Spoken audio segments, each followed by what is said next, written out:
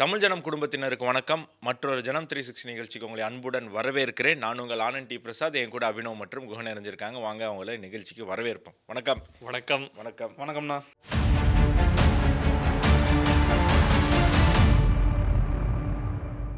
எஸ்ஐஆர்லாம் பண்ணி ஓட்டெல்லாம் கரெக்டாக வச்சுருக்கீங்களா? எல்லாம் பக்காவா இருக்கு. அப்புறம் கமலஹாசன் மாதிரி போயிட்டு எனக்கு ஓட்டு இல்லை, போயிட்டு ரெனியூ பண்ணாமல் அப்புறம் வந்து அரசாங்கத்தை குறை சொல்லக்கூடாது. சோம்பேறித்தனம் பட்டு இவர் சினிமாவில் நடிச்சுக்கிட்டே இருப்பாராம். அந்த ரெனியூ பண்ணுற நேரத்துலலாம் போய் ரெனியூ பண்ண மாட்டாராம். ஆனால் அதுக்கப்புறம் போயிட்டு எனக்கே ஓட்டு இல்லாமல் போச்சு அப்படின்னு சொல்லிட்டு அவர் கவர்மெண்ட் மேலே திசை திருப்புவாரு. அந்த கவர்மெண்ட்டோடய இப்போ கூட்டணி வச்சுருக்காரு. அதை பார்த்துக்கோங்க. அவருக்கு ஓட்டும் இல்லை, இந்த எலெக்ஷனில் சீட்டும் இல்லை. அவர் பரிதாபமான நிலையில தான் இருக்காரு. சரி, ஓகே. ஆனால் தேர்தல் களம் சூடு பிடிச்சிருச்சு. பாஜக, காங்கிரஸ் தவிர்த்து மற்ற எல்லா கட்சியுமே வேட்பாளரை அறிவிச்சிட்டாங்க. பாஜக, காங்கிரஸ் வந்து அந்த டெல்லி தலைமை தான் அறிவிக்கும் அப்படிங்கிறதுனால அது லேட் ஆகுது. ஆனால் எனக்கு ஒரு டவுட்டு. அண்ணாமலை அவர்களுக்கு நிறைய பேர் அட்வைஸ் பண்ணிக்கிட்டே இருந்தாங்க, தேர்தல் முடிவுகள், வேட்பாளர் முடிவுகள்லாம் டெல்லி தான் எடுப்பாங்கன்னு. ஆனால் பாஜக அவங்க வேட்பாளராக நான் தானே அறிவிச்சுட்டு போயிட்டே இருக்காங்க. அது என்ன கணக்குன்னு தெரியல. அட்வைஸ் அவருக்கு மட்டும்தானா அப்படிங்கிற ஒரு கேள்வி எழும்புது. அது எப்பவுமே அடுத்தவங்களுக்கு அட்வைஸ் பண்ணும்போது நல்லா தான் ஆனால் நாம பண்ணும்போது இல்லை, நிறைய பேர் பாஜக அவங்களே தங்களை வேட்பாளராக அறிவிக்கிறது, விளம்பரப்படுத்துறது அப்படின்னு போயிட்டு இருக்கு. சரி, அது நம்ம அப்புறம் பேசுவோம். ஏன்னா வேட்பாளர் பட்டியல் எப்படி கூடிய சீக்கிரம் வந்துடும் அப்படிங்கிறதுனால. இப்போ வந்து கடந்த தேர்தலில் ஒரு 39 தொகுதியில் 5000 வாக்குகளுக்கு குறைவாக ஜெயிச்சிருக்காங்க அப்படிங்கிறது நம்ம பார்க்குறோம் இல்லையா? அதில் வந்து 1000 ஓட்டுக்கு கம்மியாக எத்தனை தொகுதிகள்? 1000 ஓட்டுக்கு கம்மியாக கிட்டத்தட்ட 8 தொகுதிகளில் வெற்றி நிர்ணயமாயிருக்கு. அதே மாதிரி 1000 to 2000 11 தொகுதி. 11 தொகுதி. 5000 வாக்குகளுக்கு கம்மி அது ஒரு 20 தொகுதி. எல்லாம் சேர்த்திங்கன்னா 39 தொகுதி வருது.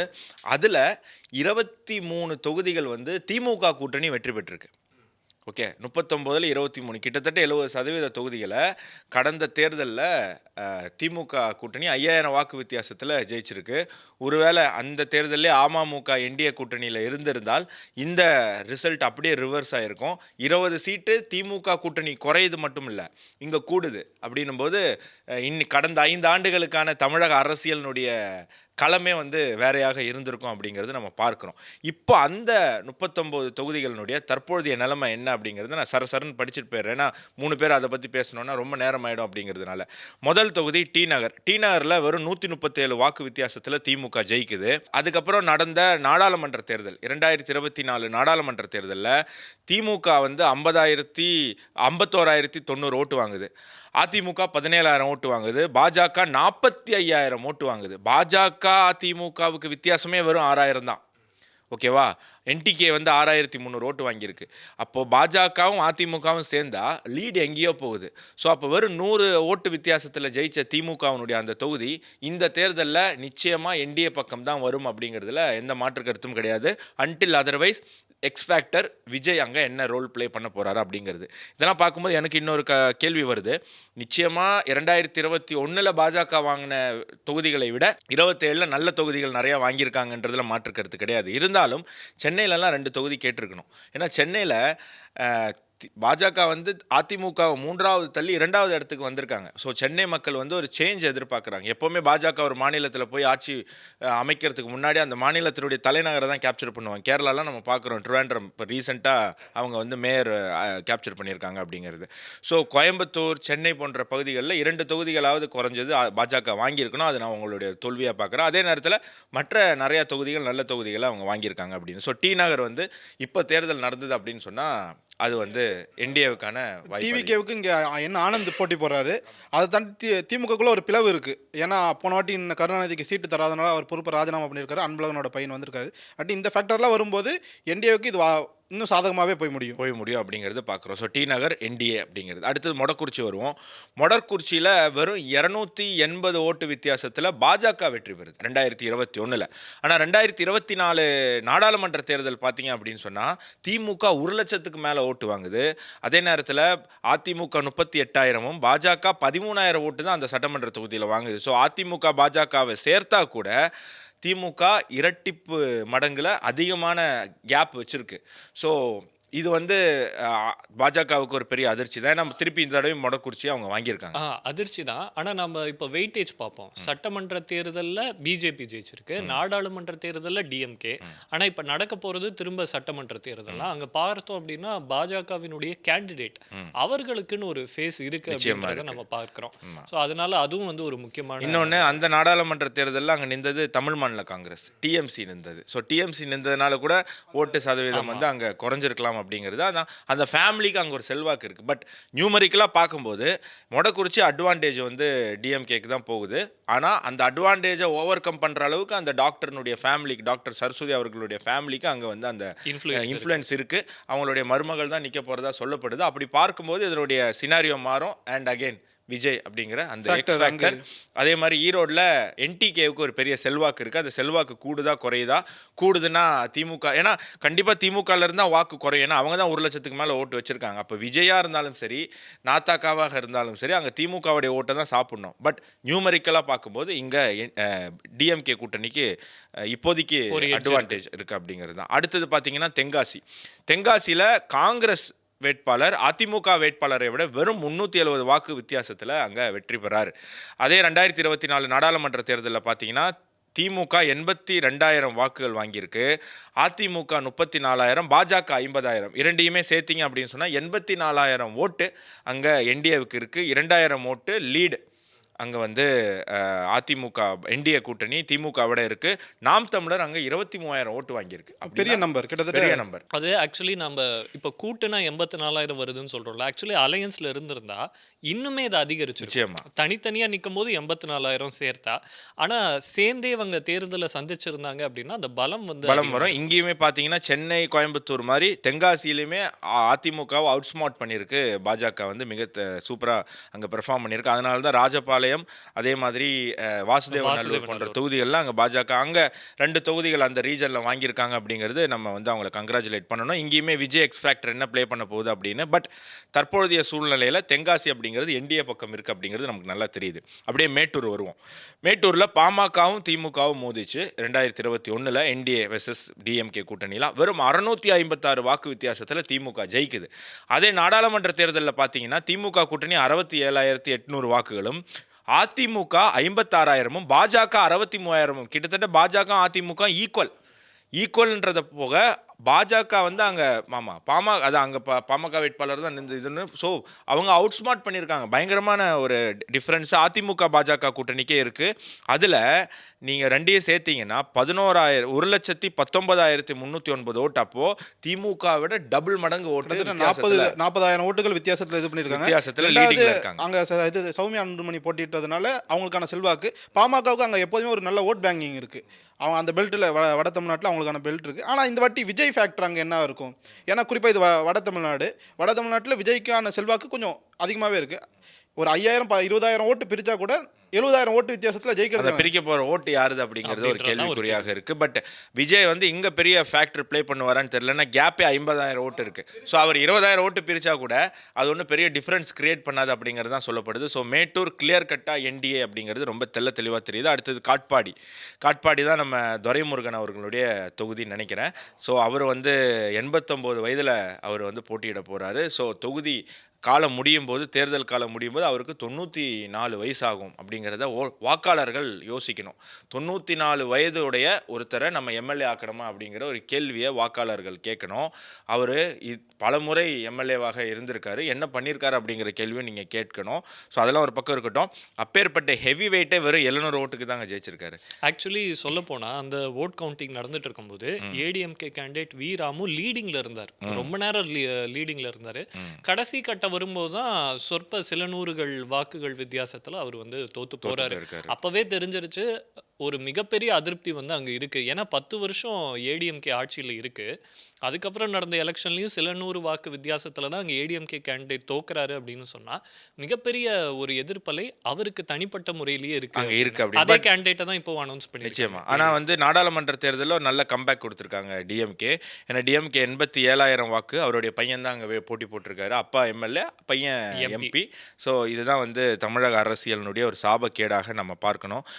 ஏடிஎம் டிஎம்கே வந்து 35,000 ஓட்டு, பாஜக கூட்டணியில் 28,000 ஓட்டு, இரண்டையுமே சேர்த்தா 64,000, கேப் ஒரு 20,000 வருது. நாம் தமிழர் அங்கே ஒரு 14,000 ஓட்டு வாங்கியிருக்காங்க. ஸோ இந்த இடத்துல விஜயனுடைய எக்ஸ் ஃபேக்டர் வேலை செய்யலைன்னா கேப்பே வெறும் 20,000 தான். ஆனால் இதில் இன்னொரு இது இருக்குது. என்னென்னா, இந்த வாட்டி துரைமுருகன் கொடுத்ததுனால பல முக்கியமான அமைச்சர்களுக்கு இந்த வாட்டி திமுகவில் கொடுக்கல, ஓரங்கட்டப்பட்டிருக்காங்க.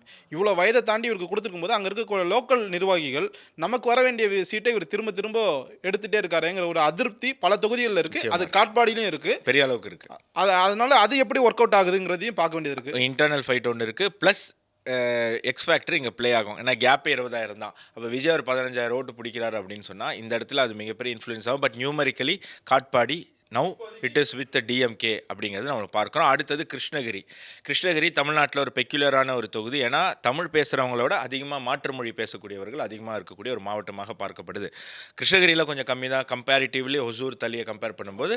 பட் அந்த மாவட்டமாக எடுத்துப்போமே, அங்கே வெறும் 700 ஓட்டு வித்தியாசத்தில் தான் அதிமுக அங்கே அந்த தொகுதியை ஜெயிக்குது. அதே நேரத்தில் 2024 நாடாளுமன்ற தேர்தலில் திமுக 91,222 வாக்குகள் அங்கே பெறுது. அதிமுக 52,000, பாஜக 25,000, இரண்டையுமே சேர்த்திங்கன்னா 78,000, 79,000 வாக்கு வித்தியாசம் தான். ஸோ 20,000 ஓட்டு வித்தியாசம். நாம் தமிழர் 22,000 ஓட்டு அங்கே வாங்கியிருக்கு, நல்லா ஓட்டை பிரிச்சிருக்காங்க. அண்ட் இந்த தொகுதியிலையுமே விஜய்க்கான ஒரு, ஏன்னா நம்மளுடைய சர்வேலேயே கிருஷ்ணகிரி, ஒசூர் போன்ற தொகுதிகளில் விஜய்க்குன்னு ஒரு செல்வாக்கு இருக்குது. ஸோ பேஸ்ன்னு சொல்ல முடியாது, விஜய்க்கு பொறுத்த வரைக்கும் ஓட்டு பேஸ்ன்னு சொல்ல முடியாது, ஓட்டு செல்வாக்கு இருக்குது அப்படிங்கிறது தான். போலானா தான் அது பேஸாக மாறும். ஸோ அவருடைய எக்ஸ் ஃபேக்டர் இங்கே ஒர்க் பண்ணலாம். ஏன்னா கேப் பார்த்தீங்க அப்படின்னு சொன்னால் வெறும் 12,000 13,000 ஓட்டு தான் ரெண்டு பேருக்குமே கேப் இருக்குது, திமுகவுக்கும் அதிமுக என்டிஏ கூட்டணிக்கும்.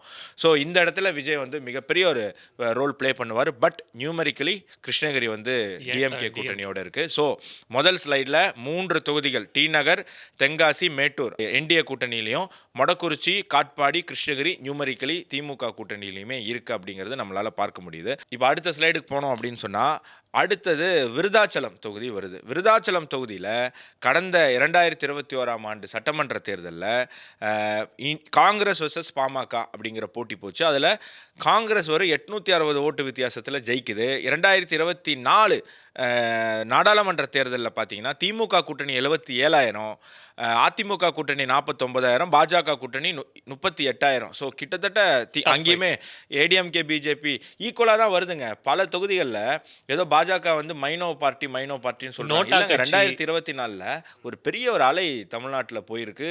அதிமுகவுக்கு இணையாக பாஜக எல்லா இடத்துலையுமே ஃபைட் பண்ணியிருக்கு அப்படிங்கிறது வந்து தெரியுது. பட் அப்படி ஆனால் எடப்பாடி அவர்களை கேட்கும்போது தொகுதிகள் வந்து நாங்கள் ஓட்டு, இப்போ கிருஷ்ணசாமிக்கு அவர் சொன்னார், எவ்வளோ ஓட்டு வாங்கினாங்களோ அதுக்கு தகுந்த மாதிரி தான் கொடுப்போம் அப்படின்னு அவர் சொல்லியிருந்தார். 30 தொகுதியில் போட்டிட்டு 33,000 ஓட்டு தான் வாங்கியிருக்காரு அப்படின்னு. அப்படி பார்க்கும்போது பாஜகவுக்கு அவர் அதிகமான தொகுதிகள் தந்திருக்கணும், அதிமுக தொகுதிகளை குறைச்சிருக்கணும். பட் அதெல்லாம் நம்ம தேர்தலுக்கு கடுத்து பார்ப்போம். இப்போ விருதாச்சலம் பார்த்தீங்கன்னா இந்த தடவை விஜயகாந்த் போட்டியிடுறாங்க, விஜயகாந்தோடைய ஒய்ஃப் பிரேமலதா விஜயகாந்த் போட்டியிடுறாங்க. ஸோ பிரேமலதா விஜயகாந்த் போட்டியிடுறதுனால அது ரொம்ப ஒரு ஹைப்பாக போயிட்டு இருக்கு. ஆனால் நாடாளுமன்ற தேர்தலில் அங்கே லீட் பண்ணது யார் அப்படின்னா என்டிஏ கூட்டணி தான். 87,000 ஓட்டு, அதிமுகவும் பாஜகவும் சேரும்போது 87,000 ஓட்டு வாங்கியிருக்காங்க. இங்கே திமுக 77,000 ஓட்டு தான், 10,000 ஓட்டு தான் டிஃப்ரென்ஸு. நாம் தமிழர் 10,000 ஓட்டு வாங்கியிருக்காங்க கிட்டத்தட்ட. அண்ட் இங்கேயுமே விஜய் எக்ஸ் ஃபேக்டர் எந்த அளவுக்கு ப்ளே ஆகும் இங்கே கண்டிப்பாக ப்ளே ஆகும். ஏன்னா போட்டியிடுறது விஜய் இல்லையா, எஸ் விஜய் அப்படின்னு சொல்லிட்டு டிவி மக்கள் வந்து விஜய்னு பேர் பார்த்தோன்னே அவர் தான் நினச்சிருவாங்க. நிறைய பேர் அநேகமாக அவர் கட்சியில் இருக்கிறவங்க, நான் 2-3 தொகுதி பார்த்தேன், எல்லாருமே விஜய்னு வந்துச்சு. அவங்க கட்சியில் சேர்ந்ததுனால பேர் மாற்றினாங்களா இல்லை அந்த பேரோட ரசிகராக இருக்கிறதுனால அவங்க அது ஒரு அடைமொழியாக கொடுத்துருப்பாங்க போல் இருக்கு. ஸோ அது வந்து இப்போ இவருக்கு வந்து எஸ் விஜய் அப்படின்னு மட்டும்தான் இருக்கு. ஸோ அதனால அது ஒரு ஃபேக்டராக ப்ளே ஆகிறதுக்கு வாய்ப்பு. அது எனக்கு எந்த அளவுக்கு ஒர்க் அவுட் ஆகும் தெரியல. ஆனால் பாமகவுக்கு கோர் ஓட்டு கேடர்ஸ் இருக்கக்கூடிய ஒரு ஏரியா திரும்ப அவங்க பாமக ரீட்டைன் பண்ணுவாங்க. ஏன்னா தமிழரசி ஆதி மூலம்ங்கிறத இப்போ கேண்டிடேட்டாக அறிவிச்சிருக்காங்க. அப்படி திரும்ப அவங்களுக்கு கிடைக்கிறதுக்கான பாமகவுக்கு ஒரு ப்ரெஸ்டீஜியஸ் ஃபைட். ஏன்னா விஜயகாந்த் வந்தபோது மிகப்பெரிய அளவில் பாதிக்கப்பட்ட ஒரு கட்சிங்கிறது பாமக தான். ஸோ பாமகவனுடைய ஓட் பேங்கை தான் பெரிய அளவுக்கு விஜயகாந்த் சாப்பிட்ருந்தாரு. ஸோ அதுக்கு ஒரு ரிவெஞ்ச் எடுக்கக்கூடிய ஒரு காலம். ஏன்னா விஜயகாந்த் இல்லை, விஜயகாந்த் கொள்கைக்கு எதிரான ஒரு கட்சியோட அவங்க மனைவி மச்சானும் போய் கூட்டணி மச்சாங்கட்சி ஆயிடுச்சு. அது பிரேமலதா கட்சின்னு சொல்ல முடியாது, இனிமேல் விஜயகாந்த் கட்சின்னு சொல்ல முடியாது, சுதீஷ் கட்சின்னு தான் சொல்லணும். அதை எடுத்துகிட்டு அங்கே போயிருக்காங்க. அப்போ மக்களுக்குமே விஜயகாந்துக்கு ஓட்டு போட்ட மக்களுக்குமே ஒரு கோபம் மனசில் இருக்கு. ஏன்னா விஜயகாந்தனுடைய இந்த கஷ்டமான நிலைமைக்கு முழு முக்கிய காரணமும் திமுக தான். அவர் எந்த அளவுக்கு ட்ரோல் பண்ணாங்க, எந்த அளவுக்கு பாடி ஷேமிங் பண்ணாங்க, கவலைப்படுத்தினாங்க, வேதனைப்படுத்தினாங்க நம்ம பார்த்தோம். அதையும் மீறி அந்த கூட்டணியில் போய் சேர்ந்துருக்காங்க அப்படின்னும் போது விஜயகாந்துக்கு போட்ட ஓட்டு எந்த அளவுக்கு வரும் அப்படிங்கிறது தெரியாது. 800 ஓட்டு தான் வித்தியாசம். நாடாளுமன்றத்தில் பாஜக கூட்டணி வந்து என்டிஏ கூட்டணி லீடிங்கில் இருக்குது. ஸோ எக்ஸ்பேக்டர் விஜய் எந்த அளவுக்கு ப்ளே பண்ணுவாருன்னு பார்ப்போம். பட் இந்த தொகுதி விருதாச்சலம் என்டிஏ ப்ளஸ் அப்படிங்கிறத நம்மளால் பார்க்க முடியுது. அப்படியே நெய்வேலி வாங்களேன். நான் எப்படி விருதாச்சலம் சொன்னேன்னா நெய்வேலியுமே பாஜக வந்து அதிமுகவோட ஒரு டஃப் ஃபைட்டு கொடுத்துருக்காங்க. நம்ம அதுக்கு முன்னாடி 2021 சட்டமன்ற தேர்தலில் பார்த்தீங்கன்னா வெறும் 977 ஓட்டு வித்தியாசத்தில் தான் அங்கே டிஎம்கே ஜெயிக்குது. எதிரில் பாமக போட்டிட்டு இருக்காங்க. டிஎம்கே நாடாளுமன்ற தேர்தல் 55,000 வாக்கும், அதிமுக கிட்டத்தட்ட 40,000, பாஜகவும் கிட்டத்தட்ட 37,000. ஸோ 39,000 37,000 அங்கேயே நல்ல டைஃப். ஏன் அந்த நெய்வேலி, பன்ருட்டி, விருதாச்சலம் போன்ற தொகுதியில் ஏன் வந்து பாஜக சீட்டு வாங்கலைன்னு எனக்கு புரியல. ஏன்னா இவ்வளோ நல்லா பெர்ஃபார்மன்ஸ் பண்ணியிருக்காங்க. அங்கே ஒரு சீட்டு வாங்கி அங்கே இருக்கக்கூடிய கட்சியினருக்கு ஒரு தொகுதியை கொடுத்தாதான் அவங்களுக்கு தேர்தல் அரசியல்னா என்னென்னு தெரியும், போட்டியிடுற அனுபவம் தெரியும். அதுதான் உங்களுக்கு கட்சி அந்த ரீஜனில் வளர்க்கும். இப்போ கேரளாவில் 2020 ஒரு கட்சி இருக்குங்க. அந்த கட்சி வந்து வெறும் எர்ணாகுளம் சுற்றி தான் இருக்குது. அவங்க என்டிஏவோட கூட்டணி வச்சுருக்காங்க. அப்போ அந்த கட்சி தலைவர் என்ன யோசிக்கிறாருன்னா, நாங்கள் வெறும் எர்ணாகுளம் சுற்றி தான் இருக்கோம், எங்களுக்கு இந்த தடவை கேரளா முழுக்க பரவலாக தொகுதிகள் தாங்க, நாங்கள் எல்லா இடத்துலையுமே போட்டிட்டு எங்களுடைய பேஸை நாங்கள் வளர்க்க விரும்புகிறோம் அப்படின்னா அது ஒரு கிறிஸ்டியன் பார்ட்டியாக பார்க்கப்படுது.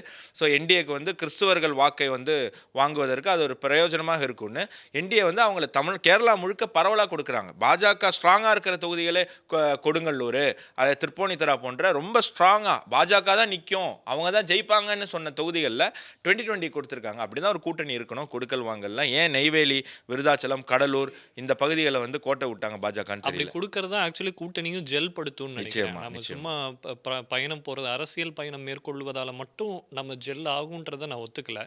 ஸோ இந்த மாதிரி கொடுக்கும்போது அது இன்னும் ஒரு நம்பகத்தன்மையை உண்டாக்கும். அது வந்து இந்த தடவை கொஞ்சம் மிஸ் ஆகலாம். எஸ், ஆனால் இல்லை, அது நம்ம சொல்ல முடியாது. ஏன்னா இந்த தேர்தல் முழுக்க முழுக்க லோக்கல் கான்ஸ்டிடுவன்சி வைஸ் தான். ஒரு பேன் தமிழ்நாடு மூடெல்லாம் கிடையாது. ஒரே மூடு தான் பேன் தமிழ்நாட்டில் இருக்குது, திமுக வேண்டாம் அப்படிங்கிறது. ஆனால் வேண்டாம்னு சொல்லக்கூடியவங்கள மொத்தமாக ஒரு பக்கம் கொண்டு வந்தால் அவங்க வெற்றி பெறுவதற்கான வாய்ப்பு இருக்குது. அது பிரிஞ்சால் திருப்பி திமுக வருவதற்கான வாய்ப்பு இருக்குது. பட் கான்ஸ்டிடுவன்சி வைஸ் தான் இந்த எலெக்ஷன் போகுதுங்கிறதுனால இந்த ரீசன்லாம் அங்கே பெரிய அளவுக்கு ஜெல்லாகாது, ஒரு ரீசனாக இருக்காதுன்னு வச்சுப்போமே. பட் ஒரு தொண்டனாக பார்க்கும்போது பாஜகவினுடைய தொண்டர்கள் அவங்க பெர்ஸ்பெக்டிவ்ல பார்க்கும்போது இந்த பகுதிகளில் கண்டிப்பாக ஒரு சீட்டாவது பாஜக வாங்கியிருக்கணும். இந்த வாட்டி பாமகல இருந்து அதிமுக இந்த தொகுதி எடுத்துக்கிட்டாங்க. அதிமுக தான் இந்த வாட்டி தொகுதி அந்த இதில் போட்டி போடுறாங்க. எஸ், அதனால எப்படி நாடாளுமன்ற தேர்தலில் பார்த்தீங்கன்னா கேப் 21,000 ஓட்டு கேப். ஸோ இந்த 21,000 ஓட்டு நாம் தமிழர் அங்கே வெறும் 7,000 ஓட்டு தான் வாங்கியிருக்கு. அப்படின்னா விஜய்க்கான எக்ஸ்பேக்டர் அங்கே பெரிய அளவுக்கு இருக்காது. ஸோ நியூமெரிக்கலி இந்த தொகுதி வந்து அதிமுகவோட இருக்குது. விருதாச்சலமும் அதிமுக, நெய்வேலியுமே அதிமுக. இப்போ கிணத்துக்கடவு வருவோம். கிணத்துக்கடவுல தான் பாஜகவினர் போராட்டம் பண்ணாங்க. இந்த தொகுதி வாங்கணும் எதிர்பார்த்தோம். கோயம்புத்தூரில் 2 தொகுதிகள் நிச்சயமாக பாஜக வாங்கியிருக்கணும். அது கோயம்புத்தூர் வடக்கு தெற்கு இடம், அதில் தான் ஒன்று வாங்கி தான் ஆகணும். ஏன்னா ஆல்ரெடி சிட்டிங் எம்எல்ஏவாக இருக்கிறதுனால ஒரு சிங்காநல்லூரோ ஒரு கிணத்துக்கடவோ ஒரு கவுண்டம்பாளையமோ வாங்கியிருக்கணும் அப்படிங்கிறது பலருடைய கருத்தாக இருக்குது. இல்லை, அதுக்கு காரணம் இருக்குது. நீங்கள் அந்த போர்டை பார்த்தாவே நமக்கு அந்த காரணம் வந்து தெரிஞ்சு. ஏன்னா போன வாட்டி பார்த்தோம், நம்ம 2021 அதிமுக வெறும் 1000 ஓட்டு வித்தியாசத்தை தோற்றிருந்தாலும் அவங்க ஜெயிச்சிருந்தாலும் 2024 அதிமுக விட கிட்டத்தட்ட 10,000 ஓட்டு வித்தியாசத்தில் பாஜக எடுத்திருக்கு. 58,000 பாஜக, 49,000 தான் அதிமுக. அப்படி பார்க்கும்போது அதிமுக விட செல்வாக்கில் பிஜேபி அங்கே ரொம்ப வலுவாக இருக்கிறது. அதே மாதிரி நாடாளுமன்றத்திலையும் பார்த்தீங்கன்னா லீடு 3,000 ஓட்டு வித்தியாசம் வந்து என்டிஏ கூட்டணி தான் அதிகமாக இருக்குது. நாம் தமிழர் 13,000 ஓட்டு வாங்கியிருக்காங்க. விஜய் வந்து கோயம்புத்தூரில் எந்த அளவுக்கு ரோல் ப்ளே பண்ணுவார் அப்படிங்கிறது பொறுத்திருந்து பார்க்கணும். Kinathukadavu numerically and sentimentally NDA பக்கம் இருக்குது. பட் அண்ணாமலை ஃபேக்டர் எந்த அளவுக்கு அங்கே ப்ளே ஆகும் அப்படிங்கிறது நம்ம பார்க்கணும். அதெல்லாம் வந்து பெரிய அளவுக்கு அஃபெக்ட் ஆகலை அப்படின்னு சொன்னால் கிணத்துக்கடவு திருப்பி அதிமுக பக்கம்தான், என்டிஏ கூட்டணி பக்கம்தான் வரும் அப்படிங்கிறது நம்மளால் பார்க்க முடியுது. அப்படியே ஜோலார்பேட்டை வந்தீங்க அப்படின்னு சொன்னால் திருப்பி துரைமுருகனுடைய கோட்டை, அவருடைய சேட்டை எல்லாமே அந்த ஜோலார்பேட்டை சுற்றி நிறையா நடக்கும். ஸோ ஜோலார்பேட்டையில் திமுக வெறும் 1000 ஓட்டு வித்தியாசத்தில் தான் ஜெயிச்சிருக்காங்க. பாருங்களேன், துரைமுருகனுடைய 2 ஸ்ட்ராங் ஹோல்ட்லையுமே ஜோலார்பேட்டை எல்லாமே 1000 ஓட்டு கம்மியாக தான் ஜெயிச்சிருக்காங்க அப்படிங்கிறது நம்மளால் பார்க்க முடியுது. அதே மாதிரி நாடாளுமன்ற தேர்தலில் 78,000 வாக்குகள் வாங்கியிருக்காங்க திமுக. அதிமுக நல்லா பெர்ஃபார்ம் பண்ணியிருக்காங்க, 53,000 ஓட்டு. பாஜக 25,000 ஓட்டு தான். ரெண்டையுமே சேர்த்திங்கன்னா கிட்டத்தட்ட 80,000 வாக்குகள், 79,000. அப்போது அங்கே நியூமரலிக் என்டிஏ கூட்டணிக்கு தான் வந்து செல்வாக்கு அதிகமாக இருக்குது. என்டிகே 16,000 ஓட்டு வாங்கியிருக்கு. ஸோ விஜய் கண்டிப்பாக இந்த இடத்துல ஒரு எக்ஸ்பேக்டர் ரோல் ப்ளே பண்ணுவார். அவர் யாரோடைய ஓட்டு பிரிப்பாரோ வெற்றி வாய்ப்பு அவங்க எதிராக இருக்கக்கூடியவங்களுக்கு போகும் நம்ம பார்க்குறோம். பட் நியூமரிக்கலி ஜோலார்பேட்டுமே ஏடிஎம்கே கூட தான் இருக்குது அப்படிங்கிறது நம்மளால் பார்க்க முடியுது. அப்படியே வந்தீங்கன்னா அந்தியூர் அப்படிங்கிறது ஒரு மிகப்பெரிய ஒரு ஜேர்னலிஸ்ட்டுக்கு ரொம்ப நெருங்கிய ஊர் அப்படிங்கிறது. அது யாருங்கிறது அது யார் முகத்தில் புன்னகை அதிகமாக வருதோ அவர் முகத்துல இருந்து தான் அதை கண்டுபிடிக்கணும். அவருக்கு தான் அதிகமாக இல்லை அது வந்து உங்கள் முகத்தை பார்த்து வராது. ஆனால் நான் உங்களன்னு சொல்ல முடியாது. அது அபினவ் ஊருக்கு ரொம்ப நெருக்கமான ஊரில் இருக்கக்கூடிய ஒரு ஊர் அந்தியூரில் திமுக வெற்றி பெற்றிருக்கு. வெறும் 1200 வாக்குகள் தான் வெற்றி பெற்றிருக்கு. அதே நாடாளுமன்ற தேர்தலில் பார்த்தீங்கன்னா திமுக கூட்டணி 68,000, அதிமுக கூட்டணி 54,000, பாஜக 24,000 வாங்கியிருக்கு. ஸோ அதிமுக அங்கே ரொம்ப ஸ்ட்ராங்காக டாமினேட் பண்ணுது. பாஜகவோட டபுள் மடங்கு வாங்கியிருக்கு. பாஜகவை நாங்கள் சலிச்சவங்க இல்லைன்னு 24,000 ஓட்டு வாங்கியிருக்காங்க. ரெண்டையுமே சேர்த்திங்கன்னா 78,000 ஓட்டு. அகெயின் 10,000 வாக்குகள் லீடிங் என்டிஏவை விட. பட் அந்தியூரில் விஜய் ஃபேக்டருங்க கண்டிப்பாக ப்ளே ஆகும். ஏன்னா செங்கோட்டையன் இன்னைக்கு விஜய் கூட இருக்கார். அதே நேரத்தில் அங்கே இருக்கக்கூடிய இளைஞர்கள், நாங்கள் சர்வே எடுக்க போகும்போது நிறைய பேர் விஜய் பேர் தான் சொல்கிறது பார்க்க முடியுது. ஸோ இளைஞர்கள் ஓட்டு, பெண்கள் ஓட்டு, செங்கோட்டையன் எந்த அளவுக்கு இன்ஃப்ளூயன்ஸ் பண்ண போகிறாரு அப்படிங்கிறது தான். அந்தியூர் தோல்விக்கு காரணமும் செங்கோட்டையன் தான். 2021 அவர் வந்து அவருக்கு பிடிக்காத ஏதோ வேட்பாளர் அங்கே நின்றுட்டாங்கன்னு அவர் மேலே ஒரு குற்றச்சாட்டுமே இருக்குது. என்டிகே அங்கே 11,000 வாக்குகள் வித்தியாசம் அங்கே வாங்கியிருக்காங்க. But numerically Anthiyur it is இப்போதைக்கு என்டிஏ கூட தான் இருக்குது. ஜோலார்பேட்டையாக இருந்தாலும் சரி, அந்தியூராக இருந்தாலும் சரி, ஒரு ஃபேக்டர் இருக்குது. என்னன்னா பிஜேபி ஏடிஎம்கே விட கம்மியாக வாங்கியிருந்தாலும் ஒரு விஷயம் உறுதியாயிடுச்சு. பிஜேபி அலையன்ஸ் இல்லாமல் அந்த இடத்துல இனி ஏடிஎம்கேவால் ஜெயிக்க முடியாது அப்படின்ற ஒரு ஃபேக்டர் வந்து அங்கே உறுதிப்படுத்தப்பட்டிருக்கு. நிச்சயமாக. ஸோ அந்த இந்த முடிவு வரும்போது நம்ம அது கன்ஃபார்மாக 100% அப்படிங்கிறத நம்ம பார்க்கலாம். அடுத்தது திருமயம் முக்கியமான தொகுதியும் கூட. ஏன்னா அமைச்சர் ரகுபதியோட தொகுதி 2021 1300 ஓட்டு வித்தியாசத்தில் திமுக ஜெயிச்சிருக்கு. 2024 65,000 ஓட்டு வித்தியாசத்தில் அந்த தொகுதியில் வாங்கியிருக்காங்க. அதிமுக 40,000 ஓட்டு வச்சிருக்கு. பாஜக 19,000, கிட்டத்தட்ட 20,000 ஓட்டு. என்டிகே அங்கே நல்ல ஓட்டு வச்சிருக்கு. பாஜகவோட அதிகமாக கிட்டத்தட்ட 22,000 ஓட்டு. நல்ல பெர்ஃபார்மன்ஸ் என்டிகே. இந்த வாட்டி அந்த தொகுதி எப்படி ஆகுங்கிறது இது இருக்கு. ஏன்னா இது நாம் தமிழர் கிட்ட 22,000னா அப்போ விஜய்க்கு அங்கே ஒரு பெரிய இல்லை, நாம் தமிழர் அங்கே இந்த தடவையும் இந்த ஓட்டை ரீட்டைன் பண்ணுவாங்க. ஏன்னா அங்கே நாம் தமிழருடைய ஓட்டு சீமானுடைய பேச்சு, சோஷியல் மீடியா இன்ஃப்ளூயன்ஸில் வந்த ஓட்டுன்னு எனக்கு படலை. ஏன்னா நம்ம சர்வே போகும்போது அங்கே அந்த ஐடியாலஜிக்கலாக அங்கே வந்து காங்க்ரீட் ஆகிறாங்க. ஸோ என்டிகே வந்து ஸ்ட்ரக்சரலி கொஞ்சம் அவங்க வந்து வேறு விட்டுருக்காங்க. ஸோ என்டிகே வந்து இந்த ஓட்டை அதிகப்படுத்த தான் வாய்ப்பு இருக்குது அப்படிங்கிறது தான். ஸோ அப்படி பண்ணும்போது விஜய்க்கு அங்கே ஓட்டு கிடைக்க வாய்ப்பு இருக்குது. அது யாரோடைய ஓட்டை பிரிக்க போகிறாரு அப்படிங்கிறது தான். வித்தியாசம் பார்த்தீங்கன்னா வெறும் 6,000 வாக்குகள் தான், 5,000 சொச்ச வாக்குகள் தான் வித்தியாசம் இருக்குது என்டிஏவுக்கும் இதுக்கும் நாடாளுமன்ற தேர்தலையே டிஎம்கேக்கும். அப்போது விஜய் எக்ஸ்பேக்டர் எப்படி ப்ளே பண்ணும் அப்படிங்கிறது தான். பட் நியூமரிக்கலி இந்த தொகுதி இப்போதைக்கு டிஎம்கே. ஸோ இந்த ஷீட்டில் 6 தொகுதியில் 5 தொகுதி அதிமுக பக்கமும் 1 தொகுதி திமுக பக்கமும். கடந்ததில் 3. ஸோ 4 + 8, 4க்கு 8ன்னு இப்போதைக்கு இருக்குது. நான் அப்படியே மாறுது. போன தடவை அதிகமான தொகுதிகள் திமுக கை வச்சிருந்தது. இப்போ இந்த 2 ஸ்லைடு முடியும் போது பார்க்கும்போது ஏடிஎம்கே வந்து 8 தொகுதிகளில் லீடிங்கில் இருக்குது. அப்படியே வருவோமே. அடுத்தது எடுத்துக்கிட்டீங்க அப்படின்னு சொன்னால் தாராபுரம். கடந்த தேர்தலில் தற்பொழுது மத்திய அமைச்சராக இருக்கக்கூடிய டாக்டர் எல் முருகன் அவர்கள் போட்டியிட்ட தொகுதி. அந்த தொகுதியில் திமுகவும் அதிமுகவுக்கும் வித்தியாசம் வெறும் என்டிஏ கூட்டணிக்கும் வித்தியாசம் வந்து வெறும் 1393 வாக்குகள் தான். இப்போது டிஎம்கே கூட்டணி நாடாளுமன்ற தேர்தலில் எவ்வளோ வாங்கியிருக்காங்க அப்படின்னு சொன்னால் 95,000 வாக்குகள் வாங்கியிருக்காங்க. ஏடிஎம்கே 59,000, பாஜக 14,000. ரெண்டையுமே கூட்டணி அப்படின்னு சொன்னால் 73,000 வாக்குகள் தான் வாங்கியிருக்காங்க. ஸோ தாராபுரம் நியூமரிக்கலி இப்போதைக்கு திமுக பக்கம் இருக்குது. அப்படியே உத்தரமேரூர் வருவோம். உத்தரமேரூரில் 1622 வாக்கு வித்தியாசத்தில் திமுக வெற்றி பெற்றிருக்கு. அதே நாடாளுமன்ற தேர்தல்னு நம்ம பார்க்கும்போது திமுக கூட்டணி 92,000 வாக்குகள் வாங்கியிருக்கு. அதே நேரத்தில் அதிமுக 70,000 வாக்குகள், சற்றுமே சலிக்காமல் 70,000 வாக்குகள், பாஜக 21,000 வாக்குகள். இரண்டையுமே கூட்டணிங்கன்னா அதே 92,000 வாக்கு. ஸோ அங்கே நெக் டு நெக் 50-50 போயிட்டுருக்கு. என்டிகே அங்கே 15,000 வாக்குகள் வாங்கியிருக்கு. விஜய் என்ன ப்ளே பண்ண போகிறார் அப்படிங்கிறத பார்ப்போம். இதை நம்ம 50-50ன்னு வச்சுக்கலாம். பொள்ளாச்சி பொள்ளாச்சி எப்போவுமே ஒரு அதிமுகவினுடைய ஸ்ட்ராங் ஹோல்டாக சொல்லப்படுது. ஆனால் அங்கே 2021 அதிமுக வெறும் 1700 வாக்குகளில் தான் ஜெயிச்சிருக்காங்க. அதே நாடாளுமன்ற தேர்தலுக்கு வரும்போது திமுக 74,000ம் அதிமுக 44,000ம் அதிமுகவுக்கு கொஞ்சம் கூட சலிக்காம பாருங்களேன். பொள்ளாச்சி, கோயம்புத்தூர் இங்கெல்லாம் 2 இல்லை 3 தொகுதி கூட வாங்கியிருக்கலான்னு தோணுது நம்பர்ஸை பார்க்கும்போது. நல்லா அப்போ வந்து ஏடிஎம்கே வந்து பயங்கரமாக பேரம் பேசியிருக்காங்க அப்படிங்கிறது நம்மளால் புரிஞ்சுக்க முடியுது. ஏடிஎம்கே 44,000, பாஜக 36,000, ரெண்டையுமே சேர்த்திங்கன்னா 80,000 வாக்குகள். ஸோ 80,000 வாக்குகள், அவங்க 74,000. பொள்ளாச்சி அப்படிங்கிறது நியூமரிக்கலி என்டிஏவோட இருக்குது அப்படிங்கிறது நம்மளால் பார்க்க முடியுது. கோயம்புத்தூர் சவுத்தில் பாஜகவுக்கும் கமலஹாசனுக்கும் தான் அங்கே போட்டி இருந்தது. ஸோ தனித்து நின்றார் கமலஹாசன். அது இல்லாமல் காங்கிரஸில் போட்டிட்டு இருந்தாங்க டிஎம்கே கூட்டணியில். வாக்கு வித்தியாசம் 1728.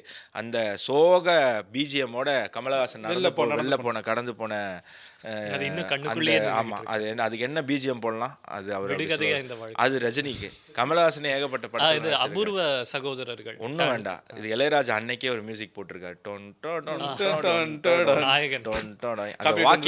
அந்த வாக்கிங்கை திருப்பி போட்டு ப்ளே பண்ணி தான் எப்படியாவது நம்ம ஒரு தேர்தலையாவது ஜெயிக்கணும்னு ராஜ்யசபா தேர்தலில் போட்டிட்டு கமலஹாசன் வந்து அந்த காம்படிஷனையும் அந்த அவமானத்தையும் அந்த அசிங்கத்தையும் தொடைத்து விட்டார் அப்படிங்கிறது. வானதி அக்கா அந்த தொகுதியை 1700 ஓட்டில் ஜெயிச்சு கமலஹாசன் மூஞ்சில் ஒரு கரிய பூசி, நான் பெரிய ஒரு நடிகன், நான் வந்து பெரிய புத்திசாலி, மக்களை புரிஞ்சுக்கிறதுல என்ன மிஞ்சறது யாரும் இல்லைன்ற இந்த கமலஹாசனுடைய தலைகணத்தை அக்கா இறக்கி வச்சுருந்தாங்க.